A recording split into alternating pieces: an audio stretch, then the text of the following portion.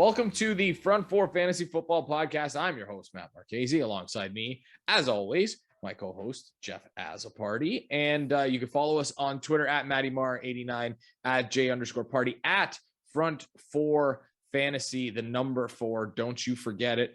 Hit subscribe on the YouTube channel and on Apple Podcasts. See, Jeff, I got the name right this week. I know I screwed it up near the end. You're coming in hot this week. You're really prepared this week. Let's go. Let's get it going. Dude, I'm doing without a script, the opener. I'm just a seasoned professional at this point. Well, that we know you are, and some stuff you are. When it comes to talking, especially you are. For sure. Yeah, I've been doing it my whole life. That's the only thing I've been doing my whole life. So speaking of polished, I was not a big Lamar Jackson as a thrower proponent because, when Lamar Jackson came into the league, it was a lot of, hey, let's just have Lamar run the ball. And that's fine because it worked for the Ravens. And we've seen him progress over the last couple of years to become a much better passer. And that was on full showcase in the Monday Nighter, where he just put on an absolute clinic. Second half, especially. Like the first half was okay, but the second half, wow. You're right. Like the Ravens have just abandoned the run game after losing like every running back they had and trying to bring guys in. And I wasn't sure how Lamar was going to answer to that. And man, has he ever, especially last night. Hey, listen, I was a critic. I didn't think, I'm still waiting for Lamar. You're critical of everything. The fact I was critical maybe was more probably makes a little bit more sense. But I wasn't a big proponent of him as a passer, and he goes 37 of 43 for 442 yards, 4 touchdowns, and now we're talking about the Baltimore Ravens as a team that can. Manny, let me just add to that. Like he was responsible for 504 yards total out of the 523 that Baltimore got last night. When you added 62 rushing yards, we all know he's a rushing, like he's a threat to run all the time. So 442 yards in the air, 355 after half.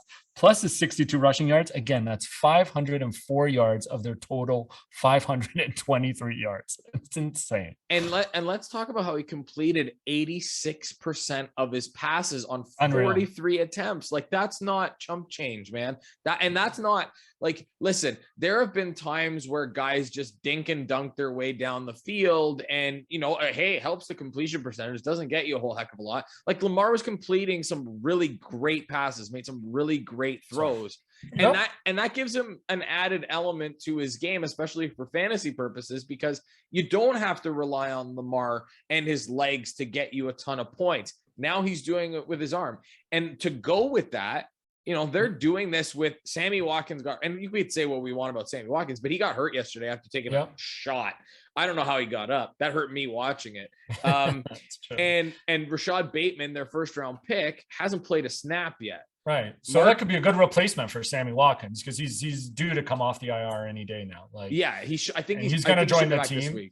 It takes, as we all know, it takes rookies a while to integrate themselves into the offense. But if Sammy Watkins is out and we know his injury history, it's Bateman could be an excellent way to just step in and not miss a beat. Yeah, and he's that big-bodied receiver that they don't really have on the outside. Now they have Mark Andrews as a big-bodied pass catcher, but he's a tight end, and he was great yesterday too. Doing 47 yards, 2 touchdowns, he was incredible. And when he has those games, like just watch out because he looks very dominating. And Lamar was looking to him early and often. And let's talk about Hollywood Brown. He was kind of an afterthought here because, they drafted had a bad first half, right? Yeah, for sure. Oh yeah, no, for sure. He was, I remember last year he was pegged to have a breakout year and he didn't really do it. He'd have his good games and then he'd have games where he didn't show up at all. And yesterday looked like one of those games. Like in the first half, he didn't do much, but then he salvaged it 125 yards and 2 touchdowns after 10 a day. That's an awesome day for him. And he's been good all year. He's been consistent all year. And I think for him, that's the biggest difference this year. But I'm with you too on Lamar. Like I thought what I worried about him was his precision and his accuracy in throwing, right? Especially when he's on the run. He's been doing it all season. He's been great. Especially last night again. No complaints here from me. And I'm, like I said, I'm starting to turn the corner here on Lamar Jackson being, a very good passer. I'm not ready yet to put him into the elite category. Like Wow. I think he's pretty close though. You Yeah, know what for you know sure. what it is, Jeff, honestly, and maybe it's just my eyes telling me a different story. I Mhm. just look at the way he throws the ball and I'm like, well, that ball's going to get intercepted, but it doesn't Yeah, though. I know. So it's Sometimes he doesn't see it. I don't know if it's because he's on the run or what sometimes, or he's not a great pocket quarterback. Like, he yeah, kind no, of I makes hear it you. look effortless, right? And I think that's part of the reason why maybe like he doesn't I have the mean, it's big crazy over because the there was, head motion, yeah, for sure. Because I think he on display was that game earlier this year when they played KC on the Sunday nighter, and he had a couple. He had a couple interceptions too, maybe even 3 or 4. But like just in the pocket, and you could see Matthew just teeing him up and being able to pick him off. Like I don't know why sometimes you just can't read it, and he makes that throw like you said, and you just know it's about to get intercepted. Yeah. Yeah, it's a listen. I mean, now you can safely like Andrews was going to start for you every week. Lamar obviously was going to start for you every Yeah, week. well, But that's what I was going to ask you. And then you Hollywood got Brown, Hollywood. He's Hollywood a is start every week now for sure, 100%. without a doubt. And what we expected, and granted, we know about all the injuries. Like they lost their top 3 running backs, and they brought in, Latavius Murray was supposed to give them something. And hey, I was big on the Latavius Murray train. I was saying It looked go and like they get were going to Latavius ride him. Murray. Yeah. Yeah, but with nights like last night, why wouldn't you just let him keep passing the ball? Like, Well, right? Like they did. Like I said, to me, it seems they've just abandoned the running game. It's there maybe to establish, but you got Lamar himself doing it, so why not just try and let this guy throw now? If his arm's healthy, let's go. Like, well, outside of Lamar last night, they had 11 carries. Lamar had 14 on his own, and they now snapped that length. They were gonna, break a record of most consecutive games with 100 yards rushing, and it didn't happen last night, and they didn't care because they won the game. right. But I think we may have to look at this Baltimore offense as just something different. It's not what we saw, and they're going to have to throw the ball to have any success. And Lamar Jackson is going to be the benefactor of it because clearly he's shown us he can do that now. And it is crazy because, like you said, like Latavius looked good in his first day, and we thought in his first game with them, and we thought maybe they'll start trusting him. Tyson's even looked good to me sometimes when he's been getting the ball. Like he looks pretty athletic and can make runs on certain plays, but it just seems like they're not going to go that way. They're going to let Lamar create plays and use his arm to get them out of trouble. Yeah, it's going to be really fun to watch them the rest of the year. Okay, Jeff, we're going to move on to guys that we can now safely drop, and a couple of these guys we were both high on, and they're from the same team. This segment's gonna break my heart. It really is. And there's a few guys. It's two of them are from the same team, and I know you had Gabriel Davis as a guy that you were looking to have a breakout year, and for good reason. He was really good last year with the Bills. And I'm going to double up on it with another Buffalo Bill, and I'm going to say Cole Beasley is now droppable. And who you mentioned at the end of who could you could rely on for targets or catches and stuff. And like we said we weren't sure who that number 2 guy in that offense has been, but Emmanuel Sanders has truly stepped up on that. Dawson Knox has stepped up like crazy. So it's just kind of made both Gabriel Davis and Cole Beasley irrelevant right now. I'll say it. Like I take my victory laps on here when they're warranted, and I'll tell you when I was wrong. And I was convinced that Cole Beasley was going to be the wide receiver 2 on this team. He was last year. Why would I think otherwise? He was the safety for the past few years. Yeah, for sure. And then he had that 10 catch game for 98 yards against Washington, and the Bills offense was clicking. And you're like, okay, this is where Cole Beasley kind of comes out of it. And they're just not throwing him the ball. I believe Dawson Knox has ran more routes on passing plays than Cole Beasley has, which is really crazy. But Dawson Knox Dawson's not. Yeah, he hasn't been dropping balls this year. So I think Josh Allen has learned to trust him more, especially in the red zone. So why not just keep tossing him the ball? It's working. Whatever. And he's made some tough catches. Let me tell you, like some of those Dawson Knox catches, especially for touchdowns, are not easy. Like, crazy. Okay, so since we kind of mentioned it, I know you have 1 or 2, but how about like, are we done now? Because we talked about the Ravens backfield, are we done with Latavius Murray at this point? Like, I don't know. I don't think you can trust any of their the backfield there. Yeah, I know in one league I just thought I dumped Tyson too. Like I don't know. Yeah, I don't think you can trust them, Maddie. So I don't think you can start them. If there's someone else better on the wire, I say go get them. Yeah, and where are you at with them? And I don't think you can keep them on your roster. Like if you're not an overly deep league, you can't keep them on your roster. You just can't. Like on deeper rosters, sure, that's fine. But I mean, they're not giving you any production, so they're just sitting on your bench. and they're just occupying a spot at this point. Like maybe Latavius Murray is a guy that you're dropping for Darrell Williams. Like if for some reason Marlon Mack is still on your waiver wire, that's probably a target that you should go get, because, you know, and we'll get to this later, but the Chiefs just announced that Clyde Edwards-Helaire is going to miss some time. Yeah. So, and another guy I may take a shot on right now over Latavius Murray is Jerick McKinnon.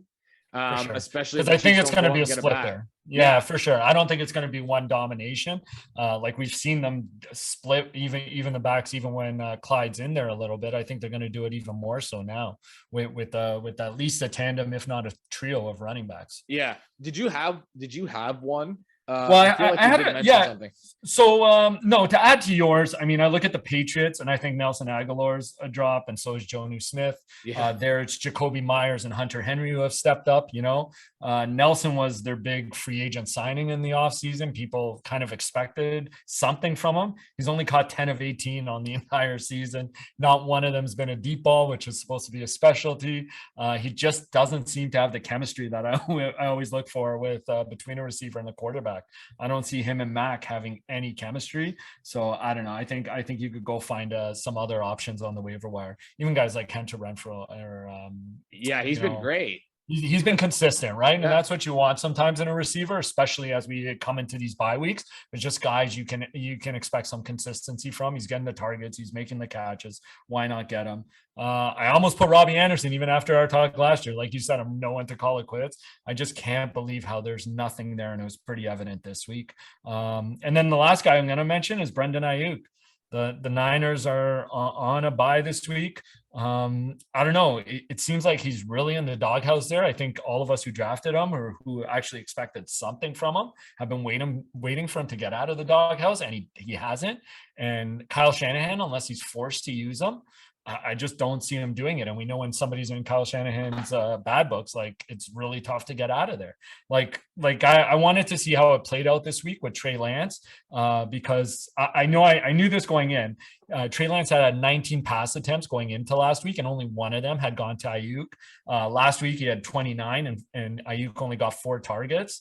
Like he's 5th on the team in targets, like which is crazy. The fullback, which is insane. And like it's been a random number of other guys who have gotten opportunities. And like I said, even the plays I feel like Kyle Shanahan is calling for him where he's the number one option, they're tough plays. And I don't know how many yards he's getting. So it just seems like he's been phased out of that offense for whatever reason. So yeah, I'm looking for better options that are on the wire, especially right now with San Fran being on the bye this week. Yeah, and one guy to keep an eye on finally had some sort of a game and actually looked pretty decent when they started throwing the ball was Paris Campbell for Indianapolis. And that would be a guy that you could probably look at. Kind of a little deeper stash if that's your thing. Keep an eye on Preston Williams. If Will Fuller's already out, if Devontae Parker misses any more time, like he's the next guy up, and he's had success in the past. He's just never been able to stay healthy. So another guy to keep an eye on. Okay, this is kind of I'm going to be biased when I say this, but you know, and you already know it's coming here, but you know, 2 guys that had standout performances this week were Josh Allen, who looked absolutely electric against the Kansas City Chiefs, and Justin Herbert, who was a monster against the Cleveland Browns. Both top scorer of this week, I believe. Top scorer week 5. I believe he was. I believe he was. And you know, or did Lamar knock him out last? No, I think he still beat him, right? I don't know. Herbert had 5 total touchdowns, so he probably beat him, and he threw for almost 400 yards. So yeah, I'd be probably pretty close though. But you know, when we look at these 2 quarterbacks, Jeff, and rest of the season, it's not one of those things like, you know, you have to. Both of them are going to be great the rest of the year, but if you had to pick between the 2 of them, who do you think has the better finish? That's a great question, Maddie. I find that one interesting because I do think Josh Allen also gives you a better, like he has the ability to run a little bit better than Herbert, although he hasn't been running especially as much in the red zone. But I also worry about, because he almost took a couple really good hits this week when he tried to run. Yeah. I also worry about like that ending up catching up to Josh Allen and he takes a hit that knocks him. And the Bills, if they run away with this division or conference, that they kind of ease off some stuff. Herbert, they're trying to make a statement right now. It seems like they'll be tossing, and no matter what, that offense is always clicking. Like even Eckler had a great week, and he's still, and Justin Herbert still ended up with the numbers he had. So I might actually lean towards Justin Herbert just to go against you. Turncoat. Here's part of the reason why, and I think that both are going to be great, as I've said. But I look at the Bills' schedule. So they get the Titans this coming Monday. The Titans are a tire fire on defense. Then they get the Dolphins. Then they get the Jags. They get the Jets twice. They get the Patriots again. They get the Colts, who just got torched by Lamar Jackson. They have the Saints, who have been, pretty decent defensively. But then they get the Bucks. The Bucks secondary is beat up, and unless they get healthy, that'll be a shootout. Yeah, and then you have the Panthers, and then you get the Falcons. Like, the schedule just screams Josh Allen finishing as the QB1 overall this year. Oh, and I just worry in the other vein, like maybe some of those games are going to be up pretty big. Their division, it doesn't look like it's going to give them any kind of competition for that spot. And if the way they're off and the wins over some of these big teams, this might put them out in front, and maybe he won't have to be, or they actually start putting in Mitch Trubisky or something, like if they're up a bunch. But Jeff, they're putting up 35 points like without even blinking an eye right now. That's like true. That's the thing. Like, and it's not like they've had to be. Again, it's the schedule, because you're not going to pull like if you have 30 points at halftime, you're not going to pull Josh Allen. No, not that early. I get that. And so that's my point. Like, Josh Allen could have 250 yards and 3 touchdowns at the half, and you're up 30, or 28 to 6 or whatever, because the defenses have been playing so good. That's the other thing. The defense is putting the Bills offense in good positions to exactly. No, without a doubt. And that's all I was going to say, because then you look at the Chargers schedule, right? Like, they got Baltimore coming up, then they got their bye, but then they got New England, Philadelphia, Minnesota, Pittsburgh, Denver, Cincinnati. Like, we got a few there that might be shootouts, and just because there are some good defenses there too. That is a good point. Having said that, we thought that the Browns were a really good defense too. And how did that turn out? Fair enough. That's what I mean. I think they won't have a choice but to go into shootouts with these teams. And the other thing is, I don't know, to me, it seems, and the Bills just move the ball great all the way down the field, Yeah. And the Chargers, to me, just have some bigger playmakers who can break a play for a long play that gives them like an instant touchdown where they're not killing the clock, and it might be quicker, more scores. And that's why they get into so many shootouts. Yeah. The Bills are just like efficient. They'll dunk when they need to, make their 15-yard completion here. Josh Allen runs for a first down here. I think Josh's numbers will be more consistent, but Herbert will have like these huge games, which as we know in fantasy, a couple of huge games can put you ahead of the pack. Like, it's crazy. Wins you weeks.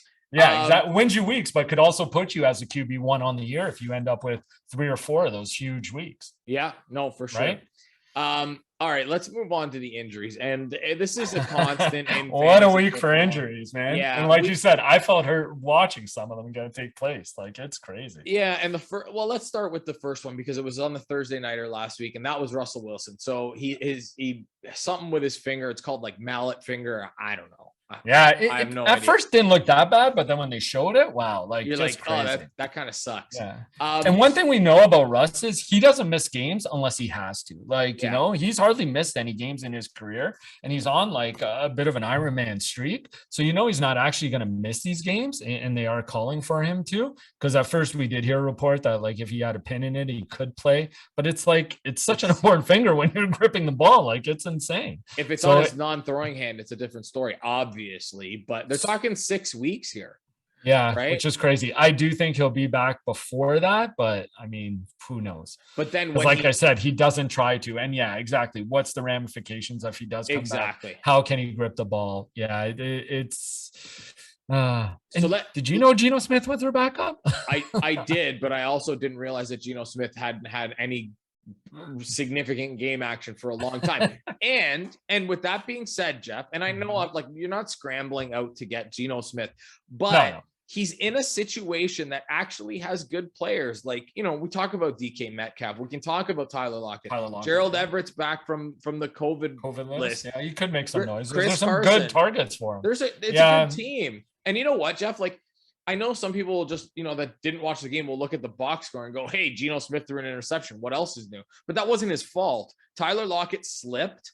And then, you know, and then the pick happened. And Tyler Lockett was on the verge of having a huge game. Like, he had a big play called back, almost had a touchdown. He did trip on that play that probably would have been a catch had he not. And that was the interception. So you're right. Like, he does have the targets. It's true. Geno Smith was 10 of 17 for 131 yards and a touchdown. He led Seattle on a 98-yard touchdown drive that was capped off by a DK Metcalf touchdown. So I guess what I'm saying is that how we look at the pass catchers, I think the running game is going to take a hit here. Mm-hmm. So like Chris Carson is already a little bit banged up. You don't trust Alex Collins.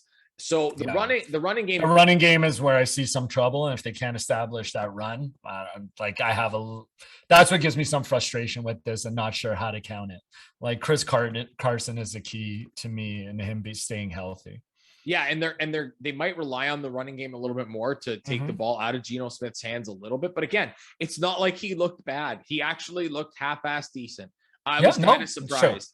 For sure. And if he gets those reps in with the first team, who knows? Like you said, you know, I don't think it's going to be like, it's not dire it's not like, you know, it's not like Ryan Finley coming in for Cincinnati with Tyler Boyd, sure. Right? Like it's a drop off. But it's not going to be that bad. Geno Smith has a good arm. His arm strength is good.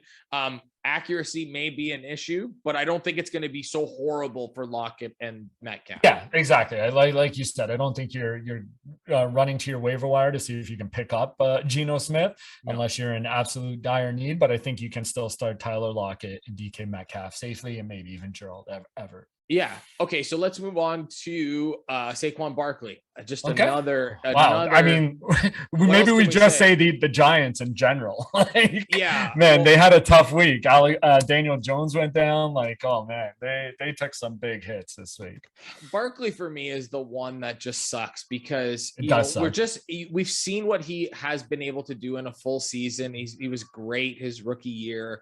And then the injuries start to pile up and it's one of those things like this guy's career is going to end sooner than it should. And we were robbed of watching potentially a generational, like Christian. Only had one full season of them. It's crazy. Yeah. And this year was the year we thought maybe he'd come back into full mode. You know, they did a couple okay draft picks. Like, you know, their offense might be a little bit more rounded. It would help them out, but man, it's almost heartbreaking to see him go down like that and his ankles swell up like that. Like we don't even know how long, but it definitely did not look good. They're saying week to week. So again, I'm not rushing out to go get Devontae Booker now because some people are high on him. I'm with you, Maddie. I'm not too sold on him, and it depends how much you're willing to spend or who you're dropping for him. It's not for me, Jeff. It's not about Devontae Booker's skill set. It's about there's just nobody there, and then they just key on Devontae Booker.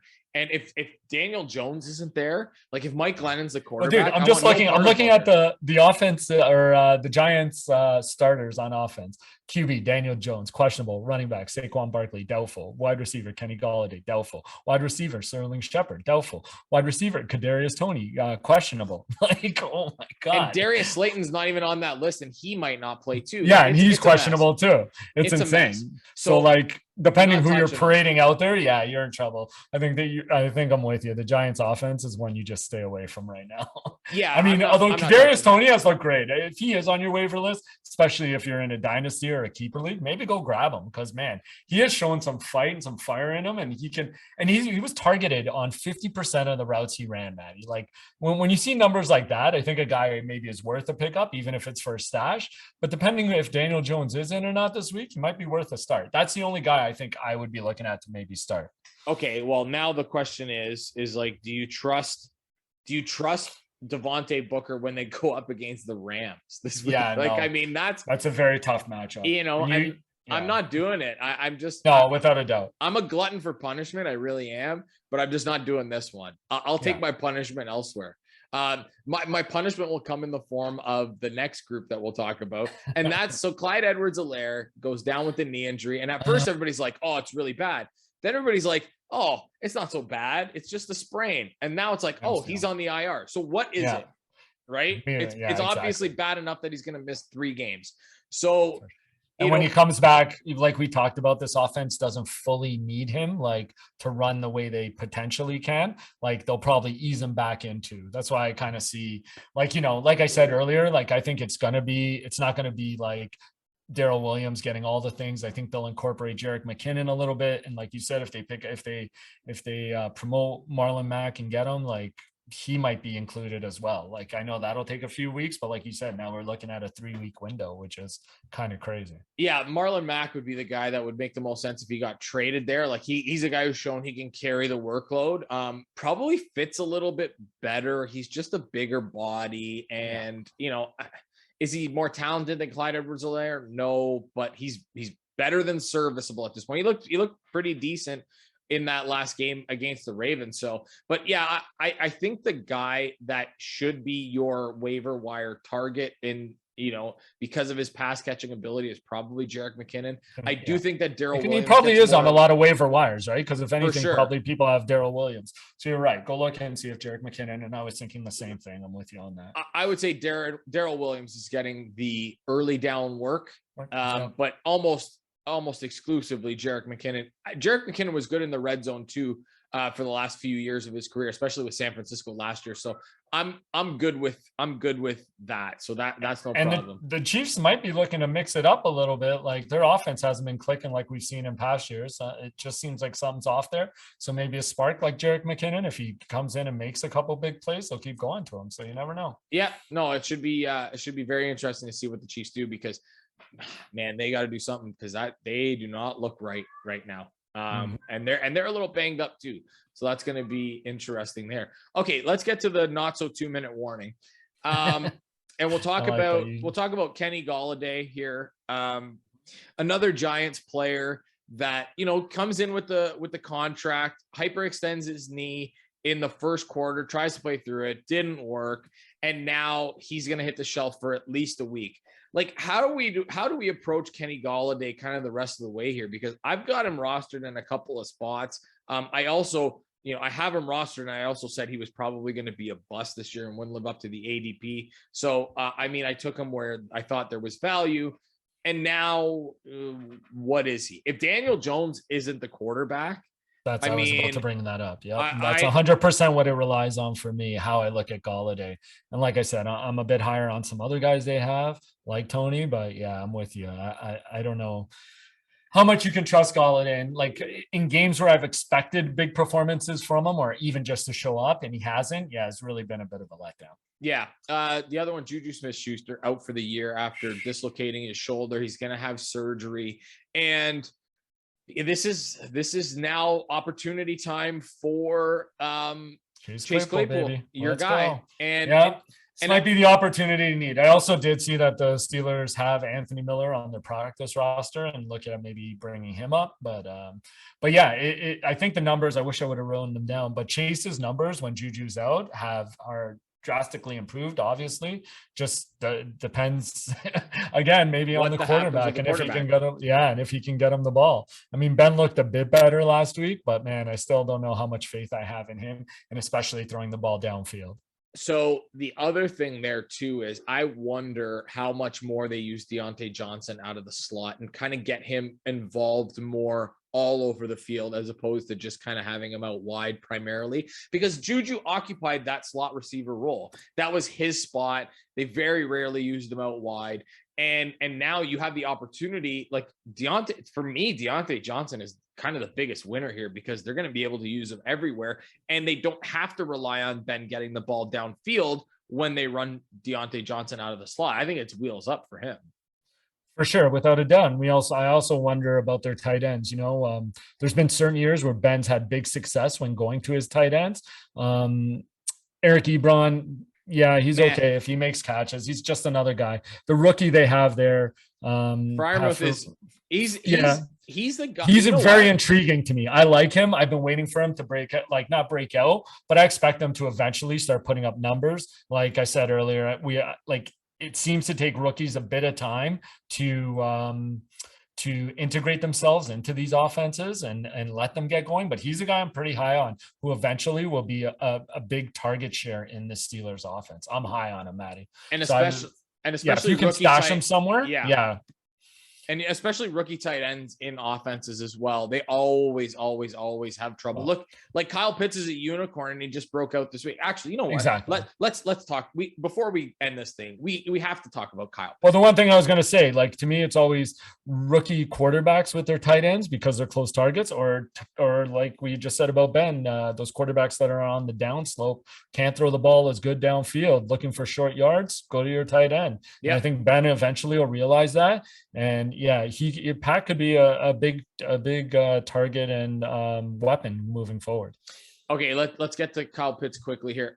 That was a hell of a performance, and let's face that's what everybody expected right from the start, and he finally gave it to him. Maybe he just has to play in London every week, or just play the Jets, or just have yeah, that's a good point two receivers ahead of him that are out. But that was a performance that you're gonna get from him, and you know what? Kyle Pitts on the season is having it's not a horrible year. Like everybody, no, without a doubt. Everybody wanted him to have like 80 receiving yards a game. Like, guys, he's not catching 1,500 yards this year. It's just not happening. But 1,000 yards is definitely not out of the question for him. Especially, again, your rookie, some guys, like with the way that offense is performing, I'm sure some defenses go in there targeting him and like making sure to try and contain him. Like it's not an easy spot for him to step into and try and be productive. No, and they're using him out a lot out wide. They're using him out of the slot. Like he's not inline blocking. He's just not. They're just using him strictly as a receiver. But they got to just get him the ball. The target share is going to go up. Well, Calvin really wasn't there last week, right? What happens when he comes in? He takes away some of those targets. Yeah. I don't know, but this should have been eye-opening to the offensive coordinator and the coaches there, where they somehow got to get him involved because he is that good. He is a legitimate unicorn. That's if you put him out and even keep Hayden Hurst in there, like, man, it showed it can work. I don't know. It's going to be crazy.